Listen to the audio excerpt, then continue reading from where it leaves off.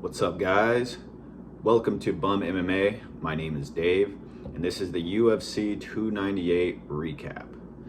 Now, I had some good picks on this card.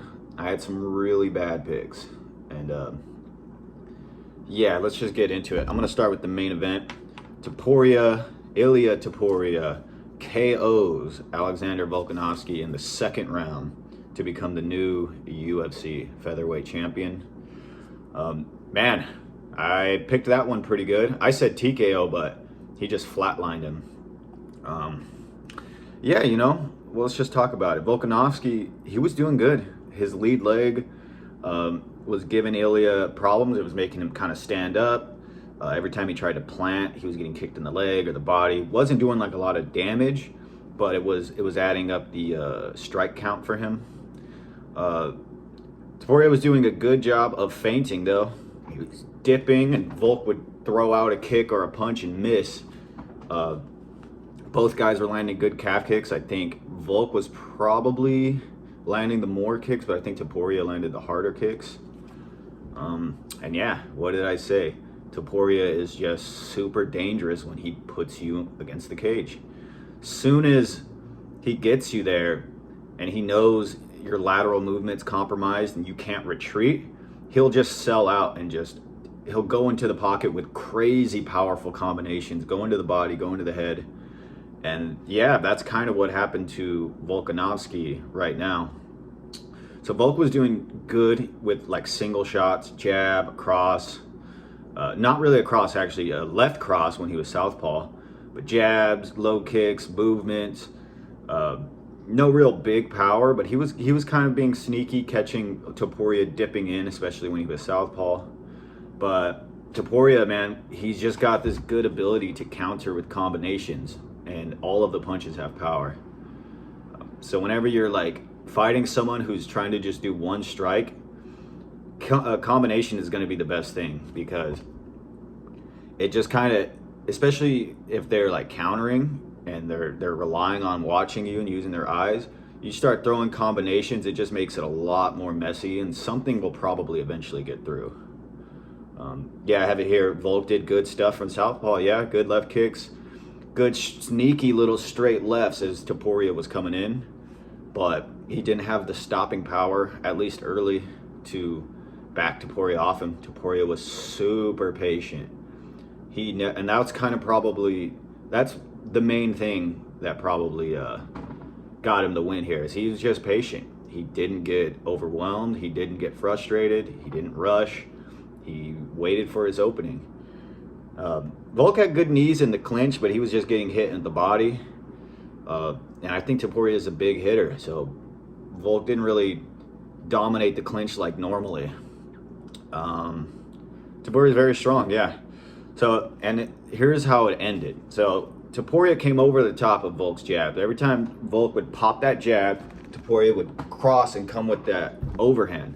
And Volk was ready for that. So he would jab, angle, and then the overhand would just come right over the shoulder. So right at the end of the fight, Volkanovski throws his jab. Topuria throws a cross counter over the top, just like normal. Volk almost gets caught by it, backs up, and then he's like really close to the cage.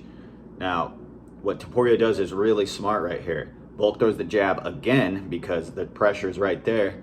This time, instead of going over the top, he slips and comes to the body. And that body shot kind of immobilized Volk. He couldn't move that way anymore. He's like moving this way and he gets hit, and then he just backs up. And then as soon as that happened and he got put against the cage, he was forced to either exchange or clinch, and he chose exchanging. And just the combination, those combinations, man, like 3 punches were coming at him before his feet were even like ready. And then that fucking right hook over the shoulder, oh my God, just completely flatlined him. For a while he was out. I usually don't like to talk about like, oh, well, he's cocky, he's humble, and all this, but Volk was kind of, to me, was coming across as not taking Topuria as seriously as he should have, saying things like, I'm going to show him levels, yeah, I'm old, all this. I think he was putting way too much focus into that. and he should have been wrestling, in my opinion. But I don't know how he could have beat Topuria. It's just a tough style matchup. Yeah, Topuria's champ now. And what's next? You either got, I guess, Movsar Evloev, right?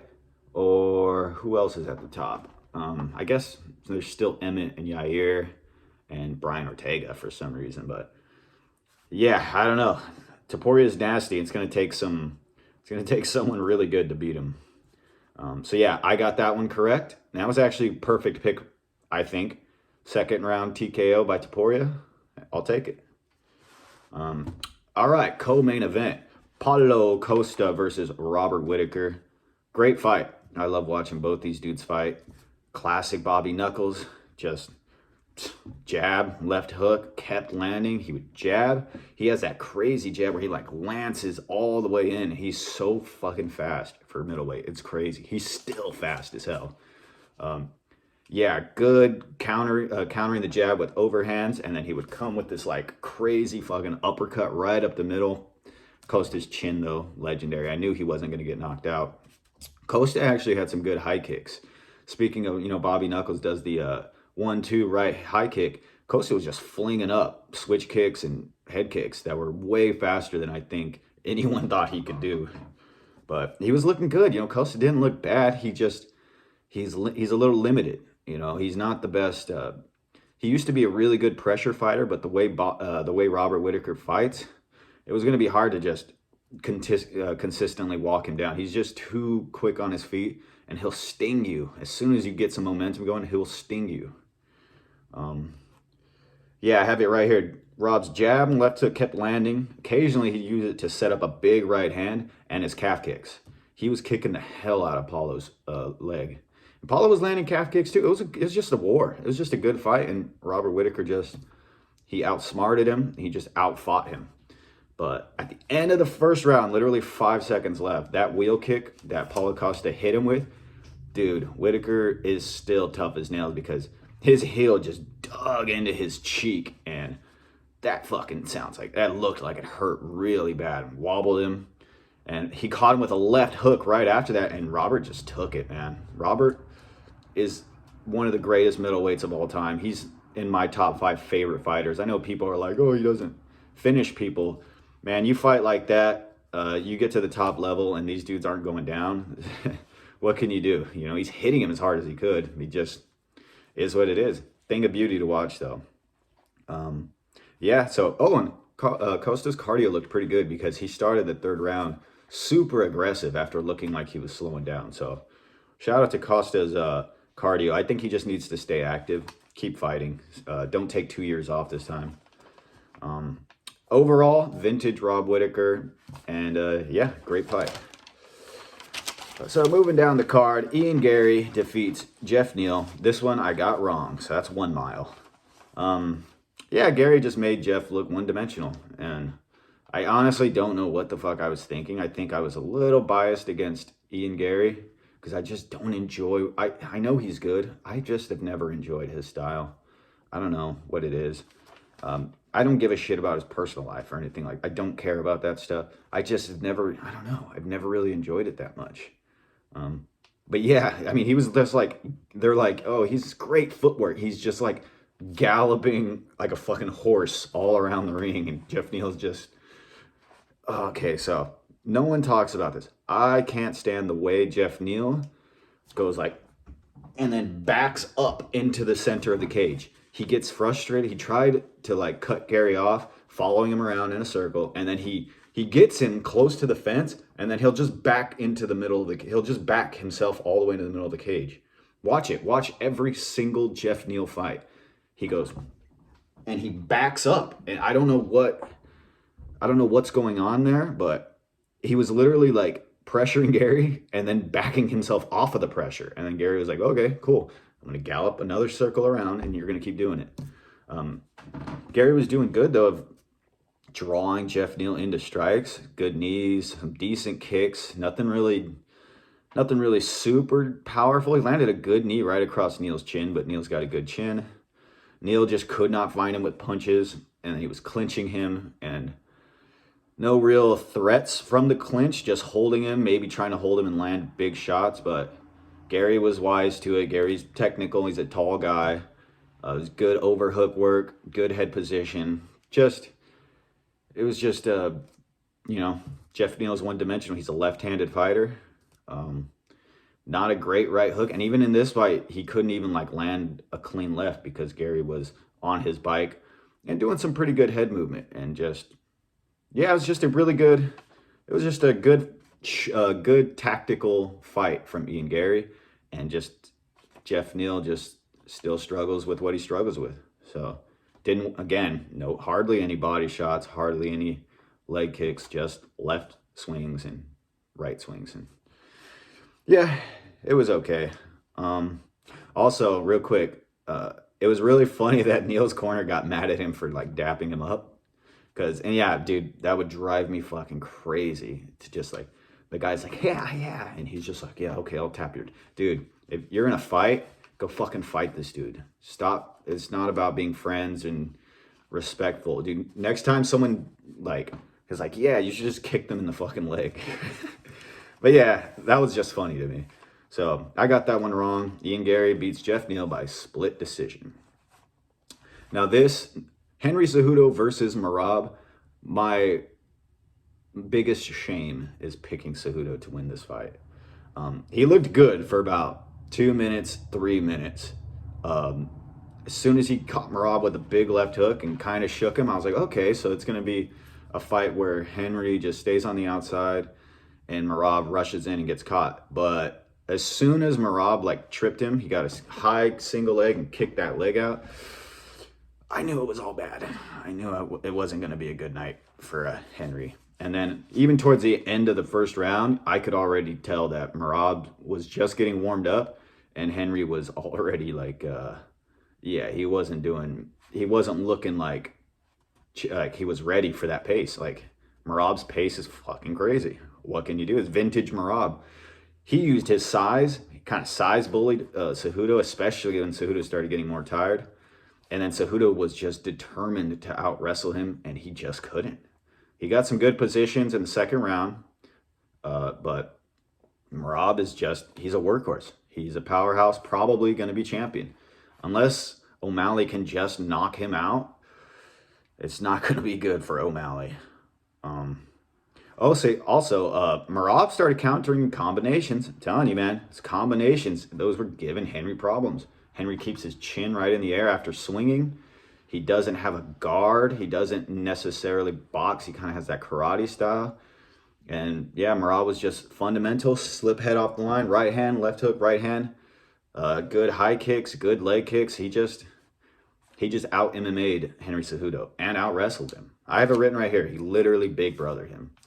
And again, this might be a biased pick because I don't know. I guess I don't like Merab's style that much. But after this, I have to give him a lot of respect, man. Like, the machine is a perfect nickname for him. So I'm going to try to be less biased in the future when it comes to predicting these fights. But yeah, this one was embarrassing. This is a bad one to get wrong. Tried to get that sneaky underdog pick. Didn't work. So yeah, that's another one incorrect. Cejudo gets dominated by Merab. Okay, moving down. First fight on the main card, and another bad pick. Anthony Hernandez versus Big Chase Hooper, Roman Kopylov. Damn, this was a bad pick. Hernandez is a dog, dude. Kopylov was doing good. You know, he had some good shots. Was kind of already backing himself to the cage because Hernandez's pressure is he just keeps coming, you know? And he's very tough. But Kopylov looked kind of tired after the first round, and as soon as the first round ended and he couldn't even he didn't stun Hernandez and he got pressed against the cage for about a minute and a half. Yeah, I kind of figured my pick was wrong. But yeah, I really thought Kopylov could get him out of there, but nah, man. I should have realized how tired Kopylov has been getting in these last couple fights. I didn't really put that together, which is just stupid on my part, so I deserve to get this one wrong. So that's 3 miles just from the main card. Crazy. Hernandez, yeah, I mean, he was just doing good. He was throwing the right hand, shifting through to southpaw, and then just winging right hooks, and just Kopylov wasn't ready for that. He was so focused on getting off the cage and not getting taken down that Hernandez was just doing a good job, and he was only circling to his left. Yeah, so he's only circling to his left, so it made it a little easier for Hernandez to just kind of overwhelm him and figure out what he was doing. And then I knew it was over when the second round, Kopylov hit him with a bunch of stuff, and then Hernandez just kind of flipped him off. And then I saw Kopylov go, and I was like, ooh, I don't like to see that. I don't like to see that. And then there's a great moment where when he had the rear naked choke, eventually Kopylov throws a bad body kick right against the cage, gets taken down. Hernandez gets his back almost instantly. And he gets the first rear naked choke is already tight. And then Kopylov is able to kind of survive it, keep his chin tucked. And then he rolls to all fours, and Hernandez does a good job of pulling him, entering the neck and getting right under the chin. And he's just like, yeah, as he's fucking choking. It's like Nate Diaz versus Kurt Pellegrino back in the day. That was just nice, man. Good for Hernandez. That was sick. Yeah, legendary moment by Anthony Hernandez, and let's see what he can do in the top 15. Okay, now I'm just going to breeze past the prelims. Dern versus Lemos, I got that right. I figured it would be a close fight, though. I told you guys. It's just, I know everyone's like, Mackenzie Dern can't strike. She's going to get knocked out, but she's game as fuck, and she's really tough. Second round, she kind of rushed in. You know, I told you she gets sloppy, and she got fucking put down hard with the right hand.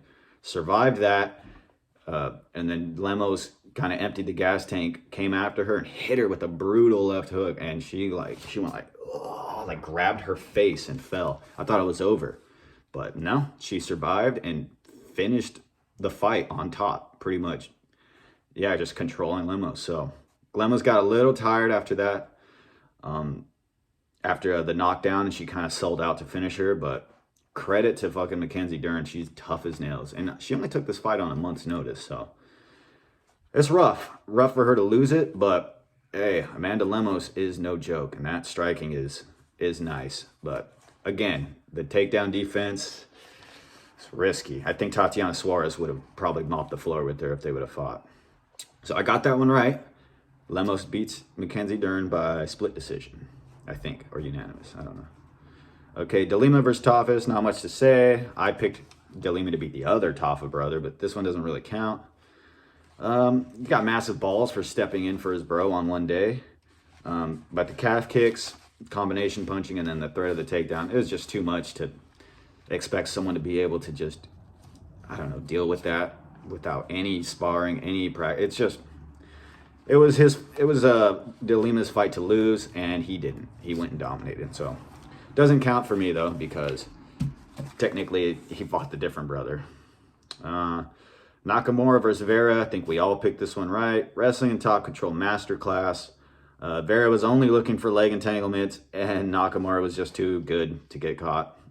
Not a great fight. Not something I'd recommend. But if you want to watch someone defend a lot of leg entries and even maybe use some of those leg entries, if you're a grappler, check it out, because there is some good stuff there. It's just, you never felt that Vera was dangerous to Nakamura, is the only way I can put that.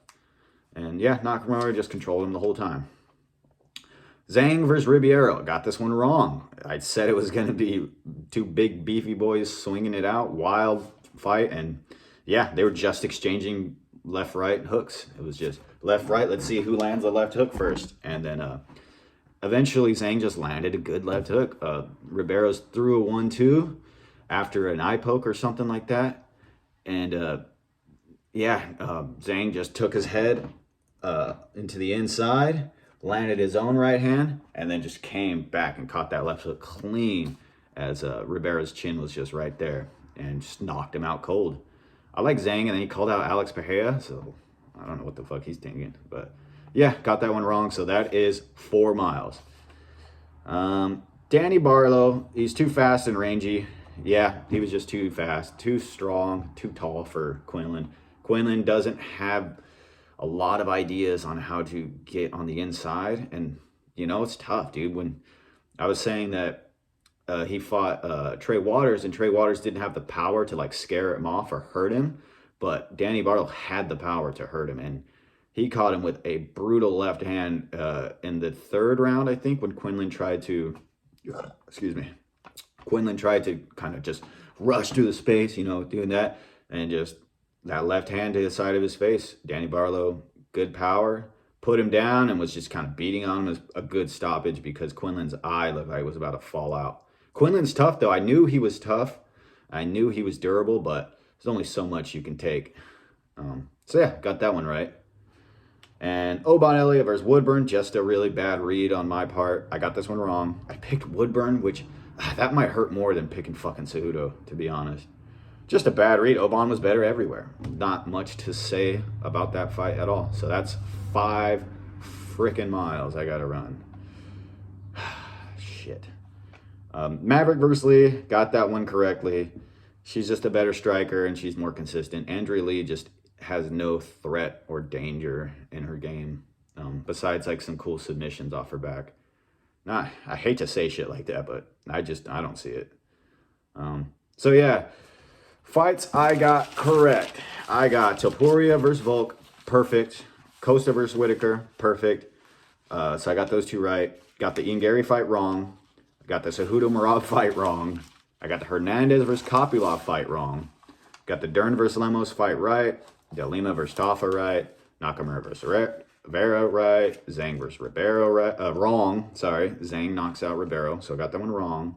Danny Barlow right. And Oban Elliott wrong. Maverick and Lee right. So 7 and 5 isn't bad. But hopefully after I run these 5 miles, I'll do a little bit better next time. Won't pick so many stupid underdogs. But yeah, that's gonna do it for me. I'm gonna try to figure out how to show you guys the proof that I ran. I don't know if I should do it on like just a community picture because no one fucking cares about those things. Or if I should just record a video running the 5 miles. But that'd be like a 40-minute video. Yeah, I don't know. Figure it out. If you guys got any suggestions how to do that, I could just, I guess, go to a treadmill. But yeah. Anyways, that's gonna do it for this recap. Great fights, honestly. Not so bad. Sad results in some of them, but not bad fights, honestly. So yeah, my name is Dave. Thank you for watching. If you enjoy this, like and subscribe. Comment down below. Tell me if you made any money betting and maybe give me some advice. But all right, guys. Peace.